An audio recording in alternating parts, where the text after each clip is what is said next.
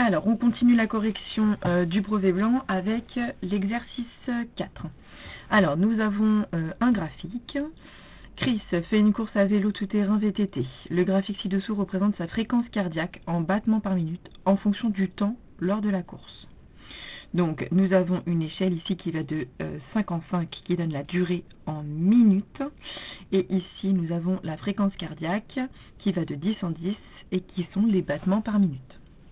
Donc, on a différentes questions. Il y en a 4. C'est parti pour la première. Alors, quelle est la fréquence cardiaque de Chris au début de sa course? Donc, au début de sa course, on est à 0 minutes. On voit que c'est entre 50 et 60. Entre 50 et 60, pardon, et que ça dépasse un petit peu 50. Donc, on va dire environ 52. Donc, on fait une petite phrase. Il y a marqué qu'il n'y a pas de justification attendue. Donc, on ne justifie pas. Donc, question 1. La fréquence cardiaque de Chris au départ de sa course est d'environ 52 battements par minute. Ok, question 2. Quel est le maximum de la fréquence cardiaque atteinte par Chris au cours de sa course? Alors le maximum, on le voit direct, il est là, il est environ à 160. Donc on y va. Le maximum de la fréquence cardiaque atteinte par Chris au cours de sa course est d'environ 160 battements par minute. On peut dire 161 aussi parce qu'on voit que ça dépasse un petit peu. Je pense que vous coûterez bon pour les deux. Allez, on passe à la question numéro 3. Alors, Chris est parti à 9h33 de chez lui et termine sa course à 10h26. Quelle a été la durée en minutes de sa course? Alors là, on a plusieurs possibilités. On peut aller de minute en minute ou alors on peut faire une soustraction. D'accord? Donc je vais vous montrer comment on fait la soustraction. Mais vous pouvez très bien vous en sortir en faisant un tâtonnement. D'accord? Alors, on y va. Je vais rester dans le vert pour rester logique. Alors, il a commencé à 10h26, il a commencé à 9h33. Donc, en fait, il faudrait faire une soustraction de 10h26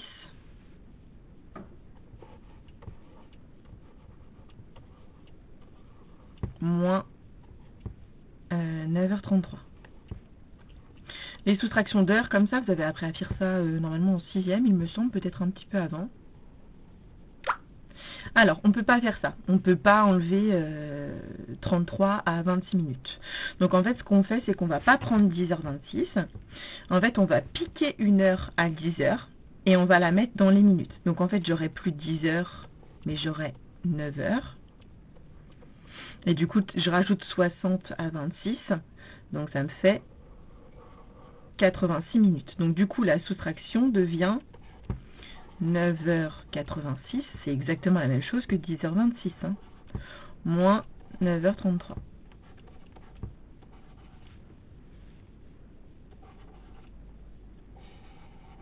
6 moins 3, 3, 8 moins 3, 5, et puis 9 moins 9, ça fait 0. Donc ça fait 53 minutes. Donc on va répondre par une phrase. La durée en minutes de sa course est de 53 minutes. Alors, on va passer à la question 4. Chris a parcouru 11 km lors de cette course. Montrez que sa vitesse moyenne est d'environ 12,5 km par heure. Donc là, attention, on vous parle de km par heure. Alors, on va se souvenir déjà que nous avons une formule que nous avons appris en physique-chimie et en mathématiques, c'est-à-dire que la vitesse est égale à la distance divisée par le temps. Alors, on nous donne les deux informations ici. On me dit que la distance, il a parcouru 11 km. Donc, c'est des kilomètres en haut. Et en bas, le temps en minutes de la course, on vient de le déterminer, c'est 53.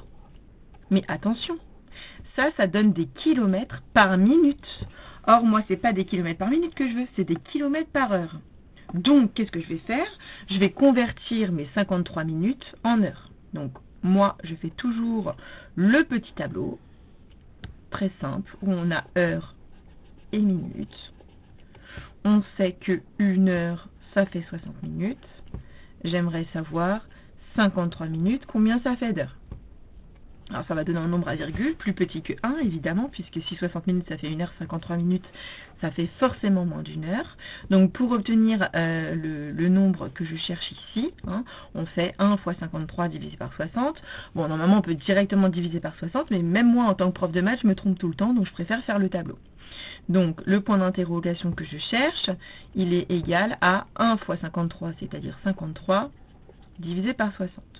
Soit on est à l'aise à les fractions, donc ça fait heure. Soit on est à l'aise avec les fractions et on laisse 53 sur 60, soit on n'est pas à l'aise avec les fractions et on utilise la valeur décimale qui est égale à peu près à 0,8833. Bon, comme je pense que vous allez majoritairement choisir ça, je vais faire pareil. Donc je reprends mon petit truc là-haut. Hop. Donc c'était 53 minutes. Donc je vais changer en 11 sur 0,8833, qui là, cette fois-ci, c'est des heures. Donc je divise bien des kilomètres par des heures, donc j'obtiens des kilomètres par heure. Quand je tape ce calcul à la calculatrice, 11 divisé par 0,8833, j'obtiens à environ 12,45 km par heure. Donc 45, 333, etc. Donc c'est bien environ 12,5. Donc on va répondre à la question. On a bien trouvé ce qu'on nous demandait. Donc la vitesse moyenne est d'environ 12,5 km par heure.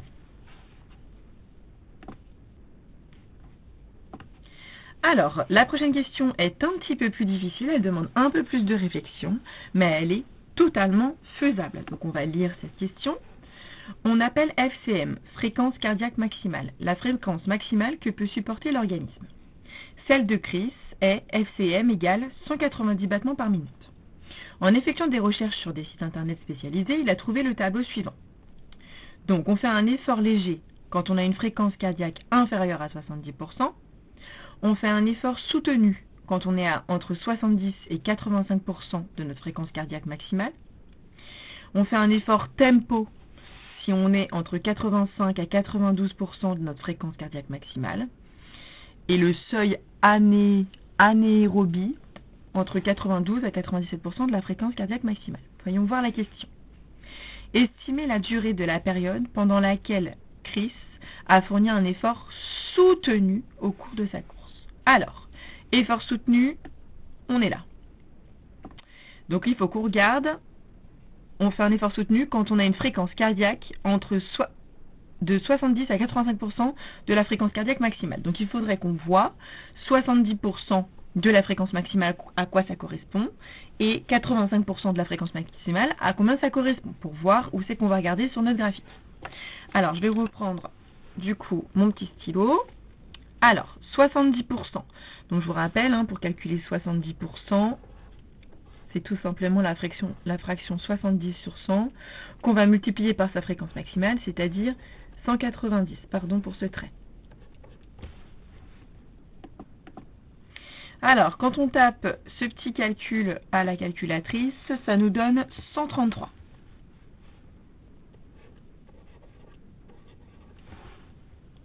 Battements du coup par minute. Oh, je suis désolée, j'ai galère avec le stylo aujourd'hui. Ok. Ensuite, on va regarder 85%. Donc 85 sur 100 multiplié toujours par 190. Donc quand on tape ce petit calcul à la calculatrice, ça fait 161,5.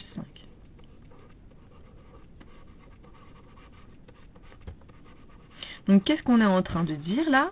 On est en train de dire que Chris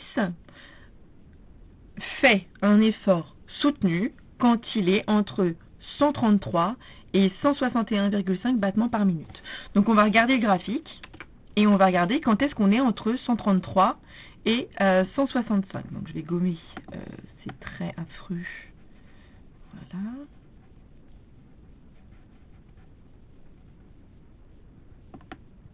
Ok. Alors, entre 133, donc 133 c'est à peu près ici, et 161,5, donc ici.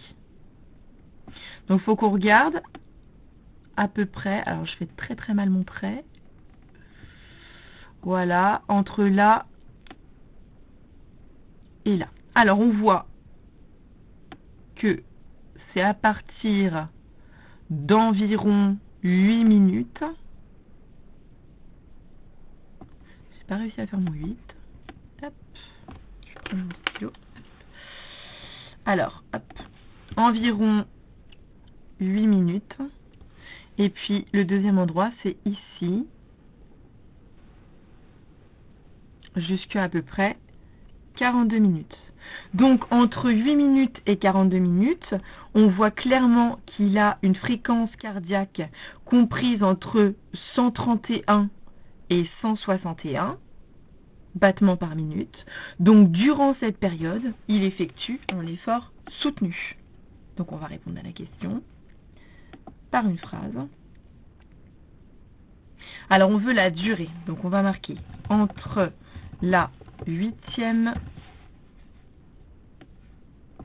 minute et la 42e minute, la fréquence cardiaque de Chris est entre 133 et 161 battements par minute. Donc, durant cette période, il fournit, je cherchais le mot, pardon, un effort soutenu. Cet effort a donc duré 34 minutes.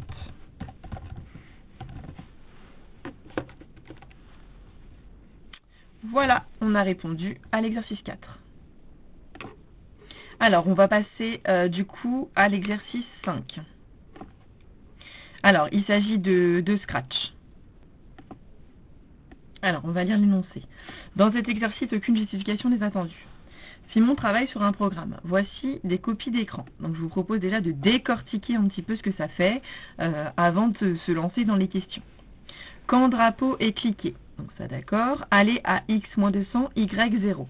Donc ça veut dire que en fait Scratch il a un petit peu un repère caché. Donc en fait on démarre bien à gauche de l'écran, c'est ça que ça veut dire. S'orienter à 90, ça veut dire que quand on va avancer vers la droite. Ça, c'est quelque chose qu'il faut savoir. Hein. Si vous ne le savez pas, c'est un peu compliqué. Donc ça veut dire qu'on va aller à droite. Effacer tout, ça veut dire qu'on redémarrera toujours avec un écran blanc. Mettre la taille du stylo à 1, bon, ok. Alors, mettre côté à 40. Donc ça, on va se le noter quelque part sur l'écran. Oula, pardon, je ne sais pas pourquoi ça écrit. Alors, côté, au début, il est égal à 40. Ok. Alors, répétez 4 fois. Carré. Ah, carré, qu'est-ce que c'est? C'est ici. Bon, bah carré, on se doute bien ce que ça va faire. Ça va dessiner un carré, certainement. Alors, stylo en position d'écriture. Ça veut dire que maintenant, ça veut dire que ma pointe de mon stylo, elle est appuyée. Donc, je vais écrire à partir de maintenant. Avancer de côté. Donc, je dois avancer du coup de 40. Ensuite, je dois tourner à gauche, donc je vais monter. Je dois réavancer de côté puisque je dois recommencer ça 4 fois. 40. C'est un carré, hein, je suis désolée, je ne suis pas très droite. Je me retourne encore de 90 degrés à gauche. 40. Et je retourne et je réavance de 40. Donc je l'ai bien fait 4 fois. Là, je viens de finir mon carré. J'ai bien fait 4 fois les instructions qui sont ici. Donc je suis ici et je dois relever mon stylo. Maintenant que j'ai fait carré, je me retrouve ici, je dois avancer de côté. Mais attention, mon stylo n'est plus en position d'écriture, donc je me retrouve ici. Et je dois ajouter 20 à mon côté. Ah bah je suis plus égal à 40, je suis égal du coup à 60. Et je dois répéter ça 4 fois. Alors je me retrouve avec un carré de 60. 60, 60, 60. et je recommence. Je relève mon stylo, j'avance de côté et je rajoute 20. Donc mon côté il est plus égal à 60, il est égal à 80. Donc normalement vous avez compris, je l'espère. Après ça fait un carré de 80. Je suis désolée, hein, mon dessin n'est pas très bien fait. Et ensuite ça fait un carré de 100. Etc. Alors, maintenant qu'on a décortiqué un petit peu tout ça, ah bah s'orienter à 90 signifie qu'on se dirige vers la droite, c'est écrit ici. Ah bah voilà, on voit clairement qu'il a obtenu le même dessin que nous, donc on n'est pas très inquiet du coup. D'après le script principal, quelle est la longueur du côté du plus petit carré dessiné? Bon, c'est facile, c'est 40. Hein. D'après le script principal, quelle est la longueur du côté du plus grand carré dessiné? Bah, le plus grand carré dessiné, il est égal à ça. Donc on va déjà répondre à ces deux questions.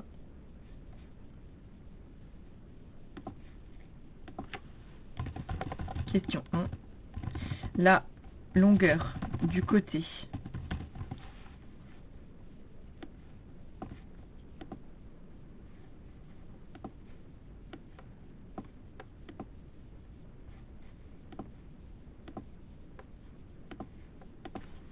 du plus petit carré dessiné est de 40. Attention, c'est pas des centimètres, hein, c'est des pixels. On peut laisser jusqu'à 40. Hein. Question 2. Ah non, c'était question 1 petit a, excusez-moi. Question 1 petit a. Et donc là, on est question 1 toujours, mais petit b cette fois. La longueur du côté du plus grand carré dessiné est de 100. Alors, question numéro 2. Dans le script principal, où peut-on insérer l'instruction ajouter 2 à la taille du stylo de façon à obtenir le dessin ci compte? Donc on aimerait qu'à chaque carré, la taille du stylo avance de 2. Alors, déjà le premier carré, il faut qu'il reste à la taille 1. Donc du coup, c'est sûr que c'est après ça. Si on le met ici, ça me paraît pas mal du coup, parce qu'à chaque carré, ça va ajouter 2 à la taille du stylo. Donc il faut vraiment le mettre après le carré. Donc on a plusieurs choix. On peut le mettre juste entre carré et avancer de côté, entre avancer de côté et ajouter à côté 20, et après ça. En fait, à chaque fois, on peut le mettre, il y a plusieurs possibilités. Donc, on va répondre à la question. Question 2. Hop.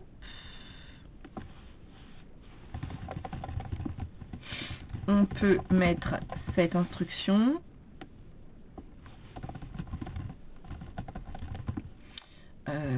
après l'instruction carré. Voilà, on va répondre ça tout simplement. Alors, dans la question numéro 3, on modifie maintenant le script principal pour obtenir celui qui est présenté ci-contre. Alors, il faut regarder c'est quoi qui change. Ah bah c'est ici, avancer de... On avance plus juste de côté, on avance de côté plus 30. Bon, très bien. On voudrait savoir quel dessin on obtient. Alors, réfléchissons un petit peu. Là, on voit que les carrés sont descendus. Là, on voit qu'il y a un trait entre chaque carré. Et là, on voit que les carrés sont alignés sur une même droite. Alors, déjà, est-ce qu'on est d'accord que c'est sûr que ce n'est pas le dessin numéro 2? Puisque dans l'instruction carré, il y a relever le stylo. Donc déjà, ce n'est pas le dessin numéro 2. Bye bye. Ensuite, on a le choix du coup entre le dessin numéro 1 et le dessin numéro 3. Il n'y a absolument aucune raison que les carrés ne soient plus alignés avec ce qui est proposé ici. Donc, c'est le dessin numéro 3. Donc, on va répondre à la question. Question 3. On obtient le dessin 3.